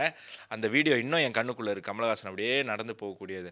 ஆணவம் பிடித்த பேசக்கூடிய, நாட்டை வந்து இந்துக்களை தீவிரவாதின்னு சொல்லக்கூடிய வேட்பாளர்களுக்கு கமலஹாசனுடைய தோல்வி, அந்த அசிங்கம், அந்த அவமானம் ஒரு பாடமாக இருக்கணும். நீ வந்து ஒரு மேடையில் போய் நிற்ப, அங்கேருந்து இந்தியாவினுடைய முதல் தீவிரவாதி ஒரு ஹிந்து தான் பேசுவ, உனக்கு ஓட்டு போடுவாங்கன்னு நினைச்சியா அப்படின்னு அவர் மூஞ்சில கரி பூசினார்கள் கோயம்புத்தூர் சவுத் வேட்பாளர்கள், வாக்காளர்கள் அப்படிங்கிறத நம்ம புரிஞ்சுக்கணும். 2021 ரொம்ப தமிழ்நாடு முழுக்க பார்க்கப்பட்ட ஒரு தொகுதி கோயம்புத்தூர் சவுத்து. எனக்கு தெரிஞ்சு 2026 இந்த தொகுதி அப்படிதான் இருக்கு. காரணம் என்னன்னா, கரூர்ல போட்டி போட்ட செந்தில் பாலாஜி இந்த முறை கோயம்புத்தூர் சவுத்துக்கு மாறி இருக்காரு. எதனால மாறினார்னு தெரியல, பட் ஆனால் சவுத்துக்கு வந்திருக்காரு. அந்த இடத்துல இந்த வாட்டி அங்கே போட்டி போட்ட வானதி அவர்கள் அவங்க வேற தொகுதிக்கு போறதுனால அந்த இடத்துல அம்மன் அர்ஜுனன் அப்படிங்கிற ஒரு அதிமுக இது இருக்கு. அடி பயங்கர டஃப் ஃபைட் இருக்கு. அவரும் சிட்டிங் எம்எல்ஏ தான். அவர் வடக்கு, அவர் தெற்கு போனதுனால அவர் தெற்கு வராரு. இன்னொன்னு அவர் நான் கவுண்டர். ஸோ அங்க எப்படி பிளே ஆக போகுது? ஏன்னா இவர் கவுண்டர், செந்தில் பாலாஜி கவுண்டர், அவர் நான் கவுண்டர். ஸோ அது எப்படி ஒர்க் ஆக போகுது? இன்னைக்கு காலையில ஒரு வேளாளர் பேரவை வந்து ஓப்பனாகவே டிக்ளேர் பண்ணியிருந்தாங்க. என்னன்னா, எங்களுடைய ஆதரவு ஏடிஎம்கேக்கு தான் அப்படின்னு சொல்லிட்டு. ஸோ முதல்வர் கொங்கு வேளாள கவுண்டர் இல்லையா? ஸோ அப்போ வந்து அது ஒரு ஃபேக்டர் ப்ளே பண்ணும். பட் செந்தில் பாலாஜி லேசாக எடுத்துக்காதீங்க. நமக்கு வந்து அவருடைய ஊழலும் அவருடைய செயல்பாடும் பிடிக்காம இருக்கலாம். அவர் அரசியல்வாதி, கைத்தேர்ந்த அரசியல்வாதி, கைத்தேர்ந்த local ground level grass root worker. அவர் வந்து அதிமுகவில் இருக்கும்போது ஒரு தடவை தீபாவளி இஷ்யூ அப்போது பஸ்ஸு பிரச்சனை வரும்போது வேட்டியம் அடித்து கட்டிட்டு அவர் வந்து கோயம்பேடில் போய் நின்று அதெல்லாம் கிளியர் பண்ணி ஒரு பேர் எடுத்தவர். ஜெயலலிதா கிட்டே பேர் வாங்கியவர். எனக்கு அவருடைய அரசியலும் பிடிக்காது, அவருடைய கொள்கையும் பிடிக்காது, அவருடைய பர்சனல் நடிப்பும் பிடிக்காதுன்னு வச்சுக்கலாம். பட் ஒர்க்கர் நம்ம வந்து நிச்சயமா அதை அக்செப்ட் பண்ணி. இன்னொரு விஷயம் பார்க்க வேண்டியது 2024 நம்ம பார்க்க வேண்டியது. 2024 தனித்து போட்டுட்டோம். அதிமுக பாஜக தனித்து போட்டுட்டப்போ திமுக 61,000 கிட்டத்தட்ட 62,000 வச்சுட்டா கூட அதிமுக அந்த தொகுதியில் வெறும் 19,000 ஓட்டு தான். ஆனால் பாஜக 53,500 ஓட்டு வாங்கியிருக்கு. கிட்டத்தட்ட அங்கே வந்து அதிமுக விட 3 மடங்கு வாக்குகளை பாஜக தன் கைக்குள்ளே வச்சிருக்கு. காரணம் அங்கே அண்ணாமலை ஃபேக்டர். அதை தாண்டி அந்த பாஜக ஒரு நல்ல கேடர்ஸோட இருக்கக்கூடிய தொகுதி. இல்லை, ஆல்ரெடி 2 தடவை கோயம்புத்தூர்ல தானே நம்ம பாஜக வந்து எம்பியா 2 தடவை ஜெயிச்ச தொகுதி. ஸோ அந்த கோர் ஓட் அப்படின்றது அந்த சுற்றி இருக்கிற கான்ஸ்டிடுவன்சிஸ்ல இருக்கு. ஸோ கோயம்புத்தூர் சவுத் இந்த தடவை நியூமரிக்கலி, அது வந்து நியூமரிக்கலி, சென்டிமெண்ட்லி எல்லாமே வந்து கல்ச்சரலி, அப்புறம் கேஸ்ட் வைஸ் எல்லாமே வந்து என்டிஏ பக்கம் அப்படிங்கிறது நம்ம பார்க்கலாம். எனக்கு வந்து இது 50-50 தான் வைக்கணும்னு தோணுது. ஏன்னா செந்தில் பாலாஜிங்கிற ஃபேக்டர் வந்ததுக்கப்புறம் இது நம்ம நியூமரிக்கலாக தானே போகிறோம். அப்படி பார்த்தா மொடக்குறிச்சி வந்து 50-50 தான் சொல்லணும். பட் நம்ம நியூமரிக்கலி போகிறதுனால இந்த தொகுதி என்டிஏ அப்படிங்கிறது நம்ம சொல்லலாம். கூடலூர் வந்து நமக்கு தெரியும், குழு ஊட்டியில் இருக்கக்கூடிய ஒரு முக்கியமான தொகுதி. கூடலூர் தொகுதியில் ஏடிஎம்கே வந்து வெறும் 1945 வாக்குகளில் தான் திமுகவை தோற்கடிக்குது. அதே நாடாளுமன்ற தேர்தல் வரும்போது ஆர் ராசா அவர்கள் அங்கே போட்டிட்டு இருந்தார். திமுக 70,000 வாக்குகள் வாங்கியிருக்காங்க, 69,194. அதிமுக 19,000, பாஜக 27,000. ஸோ கூடலூர்லேயும் அகெயின் கொங்குல வந்து நாங்கள் வெறும் கோயம்புத்தூரில் மட்டும் கிடையாது, கிடையாது, பொள்ளாச்சியில் மட்டும் கிடையாது, கூடலூர், ஊட்டிலையுமே நீலகிரிலையுமே நாங்கள் தான் வந்து ஏடிஎம்கேவோட ஒரு நல்ல ஒரு பெர்ஃபார்மன்ஸ் பண்ணியிருக்கோம் அப்படிங்கிறத அங்கே காட்டியிருக்காங்க. ஸோ அங்கேயுமே வந்து 46,000 தான். ஆனால் அதிமுக பாஜக இணைந்தாலுமே 46,000 தான். ஸோ நியூமரிக்கலி கூடலூர் வந்து இந்த தடவை திமுகவோட இருக்குது. ஸோ ரிசல்ட் வரட்டும், பார்ப்போம். திருப்போரூர், சென்னைக்கு மிக அருகில் இருக்கக்கூடிய இந்த விளம்பரம்லாம் போடுவாங்கள்ல, சென்னைக்கு மிக அருகில் பிளாட் இருக்குது வாங்குறீங்களா, பஸ் ஸ்டாண்டு வெறும் 10 நிமிஷம் தான். ஆனால் ஜெட்டில் இது அது ஃப்ளைட்டில் போனால் 10 நிமிஷம், சுக்காயில் போனால் 10 நிமிஷத்தில் போகலாம் வீட்டில். அந்த மாதிரி இருக்கக்கூடிய திருப்போரூர் தொகுதி விசிகா 1947 1947 அந்த வாக்கு வித்தியாசத்தில் அவர் அங்கே ஜெயிச்சிருக்காரு. யார்? இவங்க கணவர் தான், நம்ம டாக்டர் ஷர்மிளா அவர்களுடைய கணவர் தான். பாமக எதிர்த்து போட்டிட்டு இருக்காங்க. திமுக வந்து நடந்து முடிந்த நாடாளுமன்ற தேர்தலில் 1 லட்சம் ஓட்டு அங்கே வாங்கியிருக்காங்க. பட் அதிமுக 55,000, பாஜக 36,000, ரெண்டையுமே சேர்த்திங்கன்னா 92,000 வாக்குகள் வருது. ஸோ ஒன்றும் பெரிய டிஃப்ரென்ஸ் இல்லை, வரும் 10,000 வாக்குகள் தான். நாம் தமிழர் அங்கே 22,000 ஓட்டு வாங்கியிருக்கு. அப்போ கண்டிப்பாக அந்த தொகுதியில் விஜய் ஒரு மிகப்பெரிய எக்ஸ்பேக்டர் ரோல் ப்ளே பண்ணுவார். ஸோ திருப்போரூர் அகெயின் இல்லை, இப்போ என்னன்னா விசிகாவுக்கு வந்து அங்கே சிட்டிங் எம்எல்ஏ இருந்த பாலாஜியை தூக்கிட்டு வேற ஒரு ஆளை போட்டிருக்காங்க, பன்னீர் தாஸுங்கிற ஒரு ஆளை போட்டிருக்காங்க. அடி விசிகாக்குள்ள ஒரு சின்ன பாலாஜிக்கெல்லாம் அங்கே எந்த நெட் எதுவும் இல்லை. பட் ஆனால் அவர் கேடர்ஸ் ஒர்க் பண்ண விட மாட்டாரு. அப்படி அவருக்கெல்லாம் கேரரே கிடையாது. அவர் விசிகால நின்றதுனால தான் ஜெயிச்சாரு. அவங்க மனைவியால் ஒன்று தான் பண்ண முடியும். ட்விட்டரில் 4 தடவை இந்த வேட்பாளருக்கு, ஏன்னா அவங்க ஃபேமிலியே ஆக்சுவலி விசிகாவை விட டிஎம்கே ஃபேமிலி மாதிரி தான் பிஹேவ் பண்ணிட்டு, அதனால நோத்து கொடுக்காம போயிட்டாங்க போல. ஆனால் பாலாஜி பாலு நிற்கிறாரு, வழக்கறிஞர் பாலு நிற்கிறார், நல்ல கேண்டிடேட், ஃபேமஸான கேண்டிடேட், நல்ல கேண்டிடேட்டான தேர்தல் முடிவு ரிசல்ட் வந்தது அப்புறம் நம்ம முடிவு பண்ணிக்கலாம். பட் பாலாஜியாலலாம் ஒன்றும் பெரிய அளவுக்கு அங்கே விசிகா அப்படி அவருக்கு அவ்வளோ தைரியம் இருந்தால் தோக்கடிச்சு காட்டணுமே. விசிகா வேட்பாளர் பாலாஜி அவர்களும் ஷர்மிளா அவர்களும் சேர்ந்து தோக்கடிச்சு காட்டட்டும். அவருக்கு அங்கே கெப்பாசிட்டிலாம் கிடையாது. அது விசிகாவோடைய பியூர் ஃபுல் அவங்களுடைய கோட்டை மாதிரி தான் அது. பட் நியூமரிக்கலி பார்க்கும்போது நெக் டு நெக் ஃபைட்டு தான் வருது. பட் இருந்தாலும் டிஎம்கே ப்ளஸ் அப்படி அங்கே இருக்குது. ஸோ இந்த ஷீட் எடுத்து பார்த்தீங்கன்னா தாராபுரம் டிஎம்கே, உத்தரமேரூர் வந்து 50-50, பொள்ளாச்சி வந்து என்டிஏ, கோயம்புத்தூர் சவுத் என்டிஏ, அதுக்கப்புறம் வந்து கூடலூர் திமுக. ஸோ 3 திமுக, 2 என்டிஏ, ஒரு 50-50. ஸோ 8ல் 2 கூடி இருக்குது 10, 4ல் 3 கூடி இருக்குது 7, 10:7 இப்போ நெருங்கி வருது. திமுகவும் அதிமுகவும் 1 50-50ல் இருக்குது. இப்போ அப்படியே அடுத்தது போவோம். ராசிபுரத்தில் திமுக வரும் 1952. எப்படி 1947 இந்தியாவுக்கு சுதந்திரம் கிடைச்சதோ 1952 தான் முதல்ல நம்ம தேர்தலெலாம் முடிச்சு அந்த ஒரு பியூர் கவர்மெண்ட் வந்து ஃபார்ம் பண்ணோம் அப்படிங்கிறது நம்மளால் பார்க்க முடியுது. ஸோ ஒரு 1952 வாக்கு வித்தியாசத்தில் டிஎம்கே வெற்றி பெற்றிருக்கு. நாடாளுமன்ற தேர்தலில் பார்த்தீங்க அப்படின்னா டிஎம்கே 76,000 ஓட்டு, அதிமுக 72,000 ஓட்டு, பாஜக 17,000 ஓட்டு. நீங்கள் கொங்குலெல்லாம் பெரிய ஆளாக இருக்கலாங்க, எங்களை ஓவர்டேக் பண்ணியிருக்கலாங்க. ஆனால் நாமக்கல், சேலம், ஈரோடு இங்கெல்லாம் நாங்கள் தான், அதிமுக தான். இங்கெல்லாம் பாஜக எங்களை நெருங்கவே இல்லை, நீங்களாம் எங்கள் பக்கம் கூட வரல, நாங்கள் வந்து உங்களோட 4 மடங்கு பெரிய கட்சியாக இருக்கோம் அப்படின்னு அங்கே அதிமுக நாடாளுமன்ற தேர்தலில் முடிவு பண்ணியிருக்காங்க. இந்த வாக்கு நாடாளுமன்ற தேர்தலில் அதிமுகவுக்கு பிரதமர் வேட்பாளரே இல்லாமல் கிடைச்ச வாக்கு. அது நீங்கள் பார்க்கணும். அப்போது அவங்களுக்கு ஒரு முதல்வர் வேட்பாளரோடு அங்கே போட்டியிடும்போது அது இன்னும் கூடும். ராசிபுரத்தில் இந்த தடவை பாஜகவுக்கு தான் கொடுத்துருக்கு. அநேகமாக விபி துரைசாமியோ இல்லை அவருடைய மகனோ அங்கே போட்டியிடுவதற்கான வாய்ப்பு இருக்குது. அது தனி தொகுதி அப்படிங்கிறத நம்மளால் பார்க்க முடியுது. ஆனால் நாடாளுமன்ற தேர்தலில் கிட்டத்தட்ட 90,000 ஓட்டு, 89,000 ஓட்டு, வாக்கு வித்தியாசமே 13,000 ஓட்டு இருக்குது. என்டிகே அங்கே வந்து 14,000 ஓட்டு வாங்கியிருக்கு. விஜய் ஒன்று ராசிபுரத்தில் எந்த அளவுக்கு ப்ளே பண்ணுவார்னு எனக்கு தெரியல, அவருக்கு அங்கே நெட்ஒர்க்லாம் இல்லை. ஆனால் திருச்செங்கோடில் அவருடைய நண்பர் ஐஏஎஸ் அவர் நிற்கிறாரு தொகுதியில். பட் இங்கெல்லாம் அவங்களுக்கால எந்த அளவுக்கு இன்ஃப்ளூயன்ஸ் பண்ண முடியும்னு தெரில. ஸோ ராசிபுரம் என்டிஏ அப்படிங்கிறது நம்மளால் பார்க்க முடியுது. மயிலம், போன தேர்தலே மயிலத்தில் சி.வி. சண்முகம் போட்டிகிட்டு இருக்கணும். போட்டிகிட்டு இருந்தால் அவர் எம்எல்ஏ ஆகிருப்பார். ஒரு ராஜ்யசபா வேறு யாருக்காவது கொடுத்துருக்கலாம் அதிமுகவில். ஆனால் அவர் வந்து நான் தலைகீழாக தான் குதிப்பேன் அப்படின்னு சொல்லி விழுப்புரத்தில் போட்டிட்டு அவர் தோல்வி அடைந்தார். மயிலத்தில் போட்டிகிட்டு இருந்தால் அவர் கன்ஃபார்ம் வெற்றி. பாருங்களேன், பாமக ஜெயிச்சிருக்காங்க. 2,300 ஓட்டு வித்தியாசத்தில் பாமக ஜெயிச்சிருக்கு. இந்த தடவை மயிலத்தில் சி.வி. சண்முகம் போட்டிடுறாரு. அவர் அந்த தவறை உணர்ந்து இந்த பக்கம் மயிலம் தொகுதியில் போட்டியிட போகிறாரு. இங்கே நாடாளுமன்ற தேர்தலில் பார்த்தீங்கன்னா திமுக 71, அதிமுக 42, பாஜக 37. கடலூர் மட்டும் கிடையாதுங்க, விழுப்புரத்துலேயும் பாஜக வந்து அதிமுக அதிமுகவுக்கு இணையான சக்தி அப்படிங்கிறது நிரூபணமாகியிருக்கு. இனி சிவி சண்முகம் வந்து இவர் நம்ம ஜெயக்குமார் அவர்கள் சொல்கிற மாதிரி நாங்கள் வந்து பாஜகவால் தான் தோற்றோம், நான்லாம் தோக்குற கேண்டிடேட்டா அப்படின்னு அவர் கேட்டிருந்தார். அவருடைய பையன் டெபாசிட்டே வாங்கலை தனியாக நிற்கும்போது. பாஜக இல்லாமல் தானே நீங்கள் நாடாளுமன்ற தேர்தலில் சந்திச்சிங்க, ஆனால் உங்களுடைய பையன் டெபாசிட் கூட வாங்கலையே. பட் சிவி சண்முகம் இனிமேல் அப்படி சொல்ல முடியாது, ஏன்னா பிஜேபி ஈக்குவலாக அங்கே பெர்ஃபார்ம் பண்ணி காட்டியிருக்கு. ஸோ 42,000 37,000 79,000 திமுகவை விட 8,000 வாக்குகள் வித்தியாசத்தில் இருக்கு. என்டிகே அங்கே 8,000 வாக்கு வாங்கியிருக்காங்க. ஆனால் அதே நேரம் ஆமாம், விழுப்புரம் அப்படிங்கிறதுனால விஜய்க்கான செல்வாக்கு அங்கே இருக்கு. அவர் என்ன மாதிரி எக்ஸ்பேக்டர் ப்ளே பண்ணுறாரு அப்படிங்கிறது பார்ப்போம். பட் ராசிபுரம் மாதிரி மயிலமும் என்டிஏ பக்கம் அப்படிங்கிறது நம்மளால் பார்க்க முடியுது. இப்போ வாசுதேவநல்லூர் வருவோம். தென்காசி அதே மாதிரி வாசுதேவநல்லூரும் நல்ல பாஜகவுக்கு ஒரு ஸ்ட்ராங் ஹோல்டு.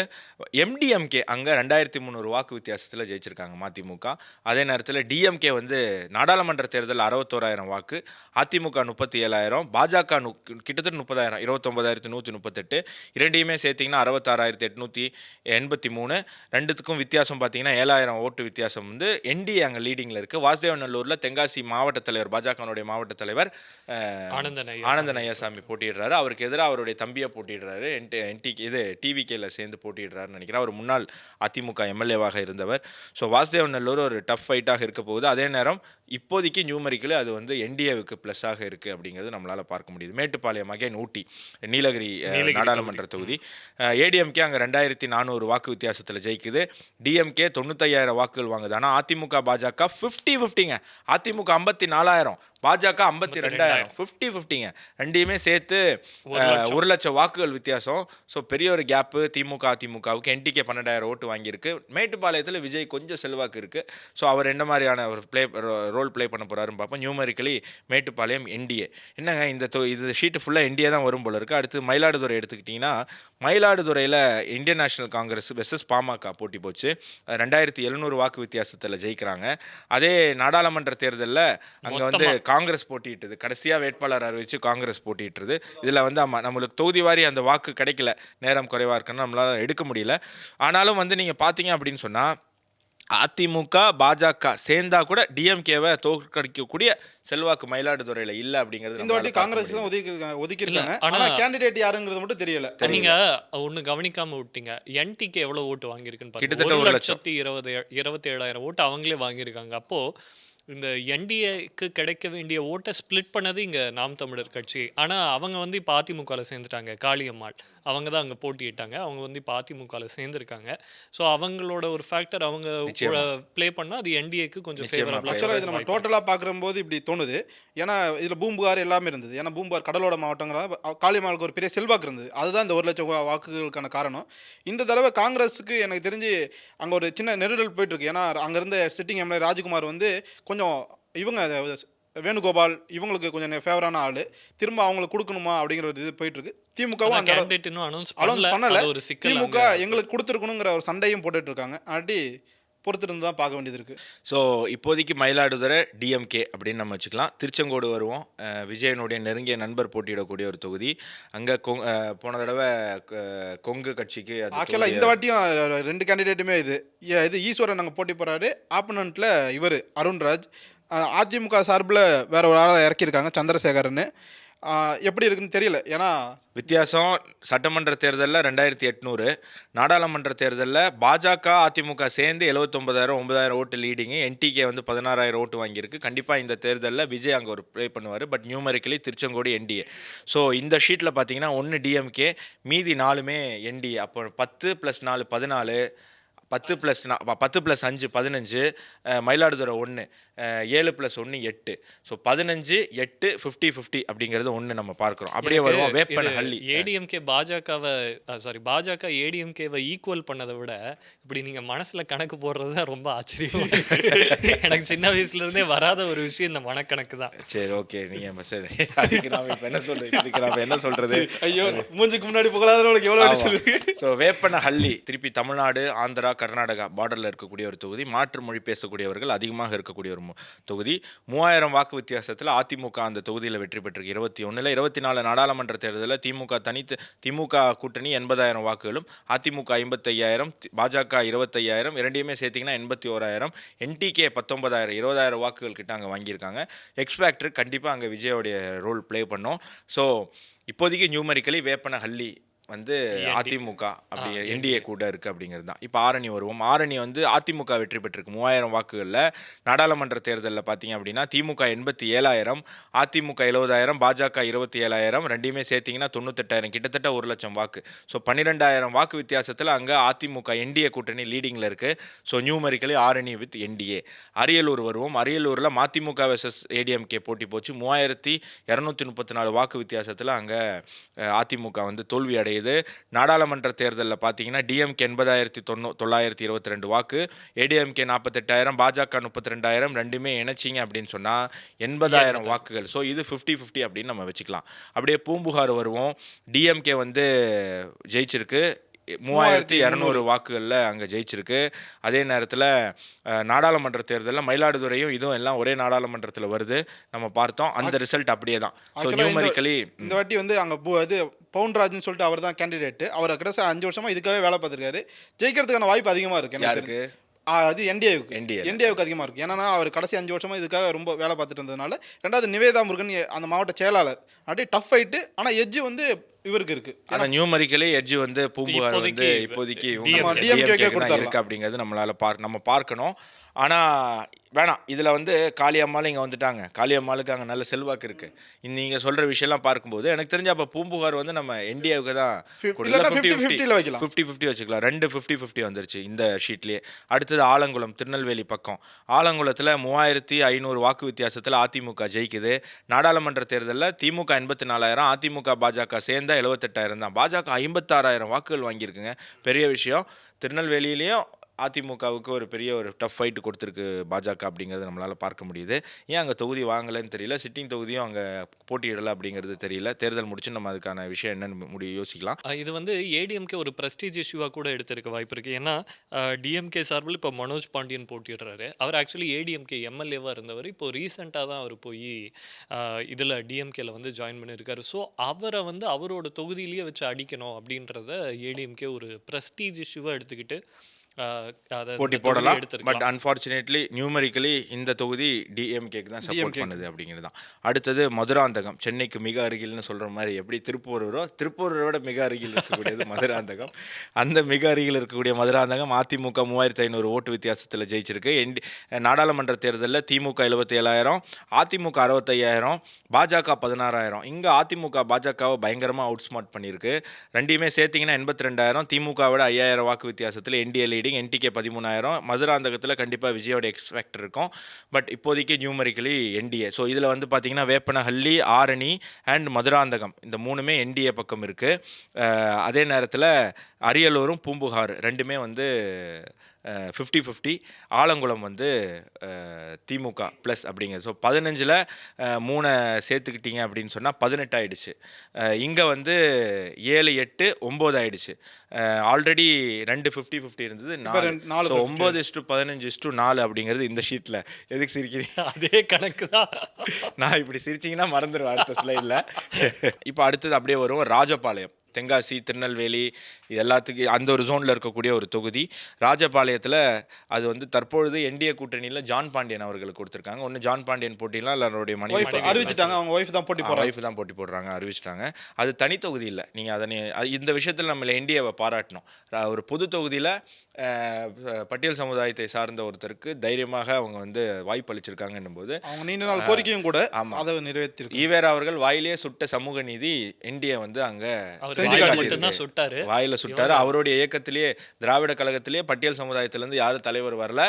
திமுக அவர் அந்த இதுலேருந்து பிரிஞ்சு போய் வாய் தகராறுல பிரிஞ்சு போய் ஆரம்பித்த திமுகலையும் பட்டியல் சமுதாயத்திலேருந்து யாரும் தலைவர் வரல. ஆனால் பாஜக கூட்டணி வந்து ஒரு பட்டியல் சமுதாய தலைவரை ஒரு பொது தொகுதியில் நிப்பாட்டி சமூக நீதி, நீங்கள் வாயில் சுட்ட வடைய அவங்க வந்து நெஜ எண்ணெயில் சுட்டு கொடுத்துருக்காங்க அப்படிங்கிறது நம்மளால் பார்க்க முடியுது. இப்போ ராஜபாளையத்தில் டிஎம்கே வந்து 3,800 ஓட்டு வித்தியாசத்தில் 21ல் ஜெயிச்சிருக்காங்க. அதே நாடாளுமன்ற தேர்தல் வரும்போது தனியாக டிஎம்கே கூட்டணி 60,000, அதிமுக 38,000, பாஜக 25,000, நெக் டு நெக் பாஜக அதிமுக அங்கே இருக்குது. ரெண்டையுமே சேர்த்திங்கன்னா 63,000. நாம் தமிழர் 25,000 ஓட்டுகள் வாங்கியிருக்கு. அங்கே கண்டிப்பாக விஜயோட எக்ஸ்பேக்டர் இருக்குது. பட் நியூமரிக்கலி ராஜபாளையம் என்டிஏவோட. செய்யூர் வந்து விசிகா ஜெயிச்சிருக்கு. விசிகா 4,000 ஓட்டு வித்தியாசத்தில் ஜெயிச்சிருக்கு. டிஎம்கே வந்து நாடாளுமன்ற தேர்தலில் 76,000 ஓட்டு, அதிமுக 56,000, பாஜக 19,000, ரெண்டுமே சேர்த்திங்கன்னா 79,000. என்டிகே 12,000 வாக்குகள். இங்கேயுமே விஜய் ஃபேக்டர் ப்ளே ஆகும். பட் நியூமரிக்கலி செய்யூருமே வந்து நம்ம என்டிஏ கூட்டணிக்கு கொடுக்கணும். குன்னூரில் டிஎம்கே 4,000 ஓட்டு வித்தியாசத்தில் ஜெயிச்சிருக்கு. ஆனால் நாடாளுமன்ற தேர்தலில் பார்த்தீங்கன்னா திமுக 64,000 ஏடிஎம்கே 20,000 பாஜக 29,000 கிட்டத்தட்ட 30,000 ஓட்டு. ரெண்டையுமே சேர்த்திங்கன்னா கூட 49,000 தான். நியூமரிக்கலி குன்னூர் அப்படிங்கிறது டிஎம்கே பக்கம் இருக்குது அப்படிங்கிறது நம்மளால் பார்க்க முடியுது. வேளாச்சேரிக்கு பாஜகலே 5 வேட்பாளர்கள் இருந்தாங்க. ஆனால் அந்த தொகுதியை பாஜக வாங்கலை அப்படிங்கிறது அந்த 5 வேட்பாளர்களுக்கும் மிகப்பெரிய ஒரு வருத்தத்தை ஏற்படுத்தியிருக்கு. சென்னையில் நான் சொன்ன 2 தொகுதியாவது வாங்கியிருக்கணும் அப்படின்னு. அதில் ஒன்று வேளாச்சேரியாக இருந்திருக்கலாம். பட் அதை வந்து திரும்ப அது காரணம் இல்ல, கீழே இருக்கு. 2024 அவங்க வாங்கின வாக்கு, ஏன்னா அவங்க தைரியமாக கேட்கறதுக்கு ரீசன் என்னன்னா, பாஜக வந்து 51,000 வாக்கு, அதிமுக 23,000 வாக்கு தான் அந்த தொகுதியில் வாங்கியிருக்காங்க.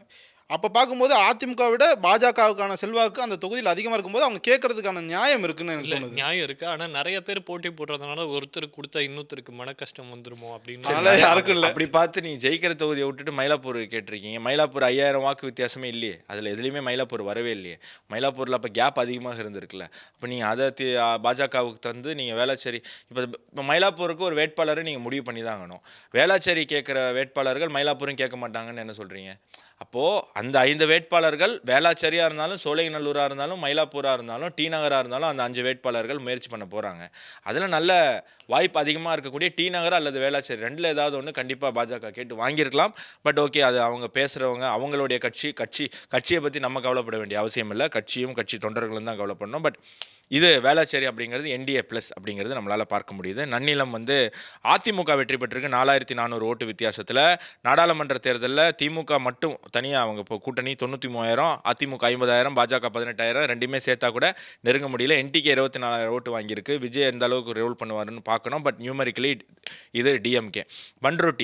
பண்ருட்டியில் டிவிகே போட்டிட்டு இருக்கு. போன தேர்தலில் டிவிகே இல்லவே இல்லையே. இது வந்து தமிழக வாழ்வுரிமை கட்சி. வாழ்வுரிமை தமிழக தமிழர்களுடைய உரிமைக்காக ஒரு தொகுதி கிடைச்சதுனால திமுகவுக்கு முட்டு கொடுத்து இந்த தடவை தொகுதி கிடைக்காதனால திமுகவை பழித்து மாற்றி பேசக்கூடிய ஒருவர் வேல்முருகன் அப்படிங்கிறது நம்ம பார்க்கணும்.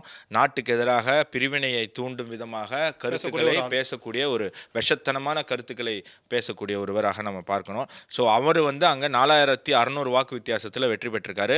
நடந்து முடிந்த நாடாளுமன்ற தேர்தலில் டிஎம்கே 84,000, அதிமுக 54,000, பாஜக 29,000 கிட்டத்தட்ட 30,000 இரண்டுமே சேர்த்திங்கன்னா 84,000. இது ஒரு 50-50 அப்படிங்கிறது நம்மளால பார்க்க முடியும். 50-50 இதில் நான் வைக்கிறதுக்கு விரும்பல. காரணம் என்னன்னா, அங்கே செல்வாக்கு வந்து வேல்முருகனுக்கு தான். ஆனால் அவர் இந்த வாட்டி வெளியில் போய் தனியாக நிற்கிறாரு. இந்த 3லையும் இல்லாத அணி ஒரு தனி அணி அங்கே இருக்குது. மற்ற எந்த தொகுதியில் அவர் செல்வாக்கு இருக்குன்னு தோணுது. அவர் என்டிகேவோட கூட்டணி போகிறதா கேள்விப்பட்டேன். இல்லை இந்த எலெக்ஷனில் அவர் இல்லை. அதனால் அவர் தனியாக நிற்கிறாரு. அவர் தனியாக போகும்போது திமுகவோட ஓட்டு உடையும். அப்படி பார்த்தா இது கண்டிப்பாக என்டிஏக்கு தான் போவாங்க. ஆனால் இப்போதைக்கு நான் 50-50 தரேன். நியூமரிக்கலி பார்க்கும்போது 50-50 தான். திருப்பூர் சவுத்து, வாணியம்பாடி, கோயம்புத்தூர் நார்த் இந்த 3 தொகுதியுமே கிட்டத்தட்ட 4,000 இல்லை 5,000 வாக்கு வித்தியாசத்தில் வெற்றி பெற்ற தொகுதிகள். இதில் 2 தொகுதி பாஜகவோட தொகுதி. ஆமாம், இதில் 2 தொகுதி இந்த தடவை பாஜக வாங்கியிருக்கு. திருப்பூர் சவுத்து பாஜக வாங்கியிருக்கு. அங்கே டிஎம்கே 4,700 வாக்கு வித்தியாசத்தில் ஜெயிக்குது. ஆனால் நாடாளுமன்ற தேர்தலில் திமுக 75,000, அதிமுக 34,000, பாஜக 34,000. 50-50. திருப்பூர் கொங்குல 50-50 வந்துட்டாங்க. 50-50 வந்திருக்காங்க. சும்மா சொல்லக்கூடாது. நாடாளுமன்ற தேர்தலில் சீட்டு ஜெயிக்கலன்னா உள்ள நம்ம டீப்பாக போய் பார்க்கும்போது கோயம்புத்தூர் சில ரீஜன்லாம் பயங்கரமாக எதிர்பார்க்காத ரீஜன்லாம் பயங்கரமாக வந்து பாஜக வேலை செஞ்சுருக்காங்க. ரெண்டுமே சேர்த்திங்கன்னா 69,000 தான் வருது. நியூமரிக்கலி திருப்பூர் சவுத்து டிஎம்கே பக்கம் தான் இருக்குது. பட் இந்த தடவை அது மாறுறதுக்கான வாய்ப்பு இருக்குது. ஆனால் இருந்தாலும் நியூமரிக்கலி திமுக வைக்கலாம். பட் ஆனால் அங்கே லோக்கலில் இப்போதைக்கு சொல்லப்படக்கூடிய கேண்டிடேட் பேரெல்லாம் யோசிக்கும் போது லோக்கலில் செல்வாக்கு இருக்கக்கூடிய ஒரு நபர்களை தான் அவங்க யோசிக்கிறாங்க. அப்போ அந்த செல்வாக்கு ப்ளஸ் இவங்க ஓட் பேங்க் இது ரெண்டும் சேரும்போது அது என்டிஏ பக்கம் போகிறதுக்கான வாய்ப்புகள் இருக்கு. ஏன்னா விஜயோட ஃபேக்டர் அங்கே ஒர்க் அவுட். ஆனால் நியூமரிக்கலி இப்போதைக்கு நம்ம டிஎம்கே தான் கொடுத்தாங்கணும். வாணியம்பாடி அப்படிங்கிறது அதிமுக வெர்சஸ் இந்தியன் யூனியன் முஸ்லீம் லீக், மதசார்பற்ற கூட்டணியில் இருக்கக்கூடிய இந்தியன் யூனியன் முஸ்லீம் லீக் போட்டிட்டு இருக்கு. ஆனால் அதிமுக 5,909 ஓட்டு வித்தியாசத்தில் ஜெயிச்சிருக்கு. நாடாளுமன்ற தேர்தலில் பார்த்தீங்க அப்படின்னு சொன்னால் 1,00,000 ஓட்டு திமுக கூட்டணி வாங்கியிருக்கு. அதிமுக 25, பாஜக 46. இஸ்லாமியர்கள் அதிகமாக இல்லை, ஒரு கணிசமான எண்ணிக்கையில் இருக்கக்கூடிய வாணியம்பாடியில் கிட்டத்தட்ட 50,000 வாக்குகள் வந்து பாஜக வாங்கியிருக்குங்கிறது சாதாரண விஷயம் கிடையாது. ஒரு மிகப்பெரிய ஒரு அச்சீவ்மெண்ட்டு. ஸோ வேலூர் பகுதிகளில் பாஜக அவுட் ஸ்மார்ட்டாக ப்ளே பண்ணியிருக்கு. அதிமுகவை அப்படிங்கிறது. ஆனால் ரெண்டையுமே சேர்த்திங்கன்னா 72,000 தான். ஸோ இந்த தொகுதியில் என்ன இருக்குன்னா டிஎம்கேவும் திரும்ப இவங்களுக்கே கொடுத்துருக்கு, இஸ்லாமியருக்கு சையது அப்படிங்கிற ஒருத்தர் கொடுத்துருக்கு, டிவிகேவும் ஒரு இஸ்லாமியருக்கு கொடுத்துருக்கு. ஆனால் அதிமுக என்டிஏ கூட்டணியில் மட்டும் ஒரு ஹிந்துவுக்கு, செந்தில்குமாருங்கிற ஒரு ஹிந்துவுக்கு கொடுத்துருக்கு. இந்த மத ரீதியான அரசியல் செய்ய முடியாத தமிழ்நாட்டில் இந்த மத அரசியல் எப்படி போகுதுங்கிறத பார்க்கல. டிவிகே ஒரு வேட்பாளர் நிற்கிறாருன்னு சொன்னீங்கல்ல, யார் அவர்? சையது. அவருடைய வாக்கு மட்டும்தான் கிடைக்கும். மற்ற இஸ்லாமியர்கள் எல்லாம் திமுகவுக்கு தான் ஓட்டு போட போகிறாங்க. அதனால அதில் ஒன்றும் பெரிய மாற்றம்லாம் வரப்போதில்லை. வாணியம்பாடி அப்படிங்கிறது திமுக கூட்டணியோட போகுது. கோயம்புத்தூர் நார்த்து அதிமுக 4000 ஓட்டு வித்தியாசத்தில் ஜெயிக்குது.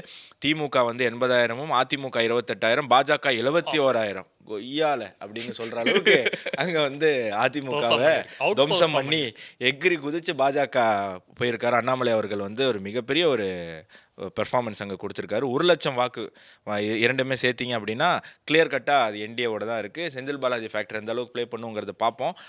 இந்த தடவை வானதி அவர்கள் போட்டி போடுறாங்க. ஸோ பாஜகவும் ரொம்ப தீவிரமாக அந்த தொகுதியில் வெற்றி பெறுவதற்கான முயற்சியில் ஈடுபடுவாங்க.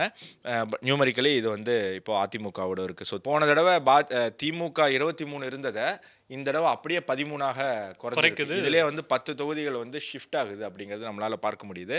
ஸோ இந்த தேர்தல் முடிவுகள் வந்து வரும்போது எந்த அளவுக்கு ப்ளே பண்ணும் அப்படி இது அப்படியே ஒரு சைடில் வச்சுட்டு இன்னும் 2-3 இதை சேர்த்து கேட்டலாம்னு நினைக்கிறேன். ஒன்று, திருமாவளவன் நாடாளுமன்ற உறுப்பினராக இப்போ இருந்துட்டு இருக்காரு. அவர் திடீர்னு இப்போ எம்எல்ஏ எலெக்ஷனில் போட்டி போடுறாங்கிறாரு. இது எதனால, என்ன காரணமாக இருக்கும்? மக்கள் பணத்தை வீணடிக்கிறதுக்கான காரணமாக தான் நான் பார்க்குறேன். ஏன் அப்படின்னு சொன்னால், ஏன் அவர் சட்டமன்றத்தில் போட்டியிட போகிறாருன்னா, ஒருவேளை தூக்கு சபை வந்ததுன்னா, அவர் வந்து எம்எல்ஏவாக ஜெயிச்சிட்டாருன்னா, எனக்கு அமைச்சரவையில் டெப்யூட்டி சிஎம் தந்தால் தான் நான் வந்து தொகுதி இதுக்கு வருவேன், உங்களுக்கு வந்து உதவி பண்ணுவேன், இல்லை நான் அதிமுகவோட போகிறேன் அப்படின்னு அவர் முடிவு பண்ணலாம். அப்படி போனால் அவருக்கு ஒரு அமைச்சரவை. ஆனால் தமிழக அரசியலினுடைய கேவலமான ஒரு தன்மையை நான் சொல்கிறேன். திருமாவளவன் அவர்கள் அமைச்சர் ஆகணும் அப்படின்னு சொன்னால், அது எந்த திராவிட கட்சியாக இருந்தாலும் சரி, அவருக்கு யோசிக்கக்கூடிய ஒரு தொகுதி ஆதி திராவிடர் அவங்களுடைய முன்னேற்றத்துக்கான அந்த அமைச்சரவை தான் யோசிப்பாங்க. திருமாவளவன் போன்ற ஒரு பட்டியல் சமுதாய தலைவருக்கு ஒரு ஃபினான்ஸ் கொடுப்போம், ஒரு ஐடி கொடுப்போம், ஒரு ஹோம் மினிஸ்ட்ரி கொடுப்போம், அந்த மாதிரியான ஒரு கற்பனைக்கே திமுக போகாது. குறிப்பாக திமுக போகவே போகாது. என்னதான் இது வந்து அந்த சமுதாயம் புரிஞ்சுக்கணும். ஏன் வந்து பட்டியல் சமுதாயத்திலேருந்து வரவர் தான் பட்டியல் சமுதாய அமைச்சரவைக்கு தலைவராக இருக்கணும், அமைச்சராக இருக்கணுமா? மற்ற சமுதாயத்திலேருந்து ஒருத்தர் ஆகலாமே. பட்டியல் சமுதாயத்திலேருந்து வரக்கூடிய எம்எல்ஏக்கு நல்ல அமைச்சரவை கொடுக்கலாமே. ஏன் ஜெயலலிதா அவர்கள் தனபால் அவர்களை வந்து ஸ்பீக்கர் ஆக்குனாங்களே இல்லையா? ஸோ அந்த மனசு ஏன் வந்து திமுகவுக்கு வராது? நிச்சயமாக திமுக அப்படி ஒரு சூழ்நிலை வந்தாலும் அதற்கு தான் முயற்சி பண்ணுவாங்க. இந்த அவல நிலை, இந்த அழுக்கு, இந்த திராவிட கழகம், திராவிட இயக்கங்கள் வந்து தமிழ்நாட்டில் இந்த புகுத்துற இந்த அழுக்கு இருக்குல்ல, ஜாதி அழுக்கு, இந்த அழுக்கு, ஜாதி அரசியல், மத அரசியல், குறிப்பாக ஜாதி அரசியல், எந்த ஜாதியை ஒழிக்கிறோம்னு சொல்லிட்டு இருக்காங்களோ அதை விஷம் மாதிரி தமிழகத்தில் அதை விதைச்சு இங்கே இருக்கக்கூடிய எல்லாரையுமே வந்து ஜாதியை பார்க்குற அளவுக்கு, பேருக்கு பின்னாடி போடலைனாலும் எத்தி சட்டைக்குள்ளே பார்க்குறது, அவன் மண்டைக்கு பின்னாடி பார்க்குறது, எந்த ஊருன்னு கேட்குறது, இந்த பழக்கத்தை இங்கே ஊடுருவ விட்டு அதை ஊற வச்சது அதனுடைய இது வந்து திராவிட அரசியலுக்கு தான் போகும். அதனால் திருமாவளவன் அவர்கள் போட்டியிடுறதுக்கு காரணம் என்னென்னா, ஒருவேளை சட்டசபை வந்ததுன்னா அவர் ஒரு அமைச்சர் ஆகலாம் அப்படிங்கிற ஒரு ஆசை தான். ஒருவேளை அப்படி இல்லை அப்படின்னு சொன்னால் இதை ராஜினாமா பண்ணிவிடுவார், எம்எல்ஏவை ராஜினாமா பண்ணிவிடுவார். அப்பயும் மக்கள் பணம் தான் வீணாகும். ஒருவேளை அவர் ஜெயிச்சிட்டாரு, சட்டசபை வருது, அவருக்கு ஒரு அமைச்சரவை கிடைக்குதுன்னா எம்பியை ராஜினாமா பண்ணிவிடுவார், திருப்பி மக்கள் வரி பணம் தான் வீணாகும் அப்படிங்கிறது தான். ஸோ திருமாவளவன் போட்டியிடுவதற்கான காரணம் மக்கள் வரி பணத்தை வீணடிப்பது தான் அப்படிங்கிறது தான். ஸோ என்னுடைய கடைசி நிறைவு விஷயமாக ஒன்று நான் சொல்ல விரும்புகிறேன். நான் கடந்த 20 ஆண்டுகளாக 25 ஆண்டுகளாக என்னடா 25 வருஷமாக நீ அரசியல் பார்க்குறேன்னா உனக்கு எவ்வளோ வயசு இருக்கும் அப்படின்னு ஒரு கணக்கு போட்டுறாதீங்க.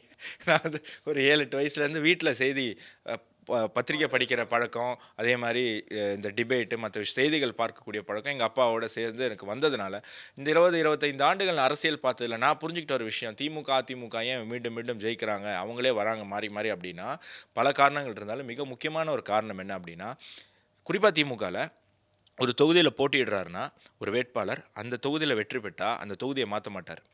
அடுத்த தேர்தலில் அவர் என்ன முயற்சி பண்ணுவார்னா, தன்னுடைய இன்ஃப்ளூயன்ஸில் சுற்றி இருக்கிற 10 பேரை ஜெயிக்க வைக்க முடியுமா அப்படின்னு முயற்சி பண்ணுவார். அப்படி அந்த 10 பேரை ஜெயிக்க வச்சு அதன் மூலமாக அமைச்சராக முடியுமா அப்படின்னு முயற்சி பண்ணுவார். இல்லாட்டி முதலமைச்சராக முடியுமா? அதுக்கு திமுகவில் வாய்ப்பு இல்லை. அது நீங்கள் பிறப்பால், அதாவது வர்ணாசிரம தர்மமே பிறப்பால் கிடையாது, குணத்தால்னு கிருஷ்ணர் சொல்லியிருக்காரு. பிறப்பால் இந்த உலகத்தில் இருக்கக்கூடிய ஒரே விஷயம் திமுகவில் முதலமைச்சராகிறது தான் அப்படிங்கிறது தான். அந்த குடும்பத்தில் பிறந்தால் தான் உங்களால் ஆக முடியும். ஆனால் மற்ற சிற்றரசர்களாக இருக்கலாம்ல, அப்போது இவங்களோட வெற்றி காரணம் இதுதான். அதே தொகுதியில் ரீட்டைன் பண்ணிக்கிறது, அந்த தொகுதியை சுற்றி இருக்கக்கூடிய தொகுதியை இன்ஃப்ளூயன்ஸ் பண்ணி ஜெயிக்க வைக்கிறது. ஒருவேளை தோத்தா கூட என்னை எப்படி நீ தோக்கடிக்கலாம் அந்த தொகுதியில் அப்படின்னு மீண்டும் அந்த மக்கள் நம்பிக்கையை பெற்று அதே தொகுதியை ஜெயிச்சு அந்த தொகுதியை சுற்றி இருக்கக்கூடிய தொகுதிகளில் அவங்களுடைய ஆட்களை ஜெயிக்க வச்சு திருப்பி அமைச்சராகிறது. இந்த முயற்சியை எந்தெந்த கட்சி செய்யுதோ, இந்த ஒரு பேட்டர்னுக்கு எந்த கட்சி வருதோ அவங்களால மட்டும்தான் திமுக அல்லது அதிமுகவை மாற்றி அந்த இடத்த ஃபில் பண்ண முடியுமே தவிர, தேர்தலுக்கு தேர்தல் தொகுதியை மாற்றினாலோ இல்லாட்டி ஒரு தடவை தோத்தா இன்னொரு தொகுதிக்கு போகிறதோ, எந்த தொகுதிங்கிறதே கடைசி நேரத்தில் தான் முடிவு பண்ணுறாங்களோ, இந்த மாதிரி இருக்கிறதுனால தான் மற்ற சில சின்ன சின்ன கட்சிகளால், காங்கிரஸ் மற்ற போன்ற கட்சிகளால் இந்த திமுக அதிமுகவை ரீப்ளேஸ் பண்ண முடியல. ஸோ இந்த அரசியல் பாடம் கற்றுக்கொண்டு, ஸோ இந்த அரசியலுக்கு வரணும்னு நினைக்கக்கூடிய இளைஞர்களுக்கு ஒரு சின்ன ஒரு அட்வைஸ் தான். நீங்கள் தேர்தலுக்கு வரீங்கன்னா தேர்தல் தொகுதியை முடிவு பண்ணுங்கள். தோத்தாலும் ஜெயிச்சாலும் அதே தொகுதியில் தான் நான் நிற்பேன். ஒரு தொகுதியை ஆத்மார்த்தமாக உங்கள் மனசுக்குள்ளே எடுத்துக்கோங்க. அந்த தொகுதியில் வேலை செய்யுங்க, அந்த தொகுதியில் வெற்றி பெறுங்க. அந்த தொகுதியில் தோல்வி அடைந்தால் மீண்டும் வெற்றி பெறுவதற்கான முயற்சியில் ஈடுபடுங்க. நீங்கள் அரசியலில் ஒரு மிகப்பெரிய சாதனை படைக்கலாம், மிகப்பெரிய உயரத்துக்கு போகலாம். தொகுதியை மாற்றக்கூடியது அது வந்து தொகுதிங்கிறது நம்ம சட்டம் கிடையாது நாளைக்கு ஒன்று மாற்றத்துக்கு. அந்த மக்களுடைய நம்பிக்கை பெறணும் அப்படிங்கிறதுனால அந்த தொகுதியில் தான் நீங்கள் வாழணும், உருளணும், பெறலணும், சாவணும், எல்லாமே அந்த தொகுதிக்காக தான் இருக்கணும் அப்படிங்கிறது தான். ஸோ அந்த முயற்சியில் எந்தெந்த கட்சி ஈடுபட போகுது, திமுக அதிமுகவுக்கு மாற்றாக எந்த கட்சி வரப்போகுது அப்படிங்கிறத பொறுத்திருந்து பார்ப்போம். விஜய் 2 தொகுதிகளில் போட்டியிடுறாரு. 2 தொகுதிகளிலுமே கிறிஸ்துவர்கள் வாக்கு அதிகமாக இருக்கக்கூடிய, கிரிப்டோ கிறிஸ்டியன்ஸ் அதிகமாக இருக்கக்கூடிய தொகுதிகளில் விஜய் போட்டியிடுறாரு. ஸோ மாற்றுன்னு சொல்லக்கூடிய விஜயமே ஒரு மத அரசியல் தான் பண்ணுறாரு அப்படிங்கிறதெல்லாம் பார்க்குறோம். இதெல்லாம் மனசில் வச்சுக்கோங்க. ஓட்டு போட போகும்போது நல்ல வேட்பாளர்களை சின்னம் பார்க்காமல் வேட்பாளர்களுடைய வரலாறு, அவர்களுடைய திறமை, அவர்களுடைய தன்மையை பார்த்து வாக்களிங்க அப்படிங்கிறது தான் தமிழ் ஜனம் மூலமாக நாங்கள் சொல்லிக்க விரும்புகிறோம். ஸோ இன்னொரு நிகழ்ச்சி, இன்னொரு 360ல் சந்திப்போம். நன்றி, வணக்கம், ஜெய்ஹிந்த்.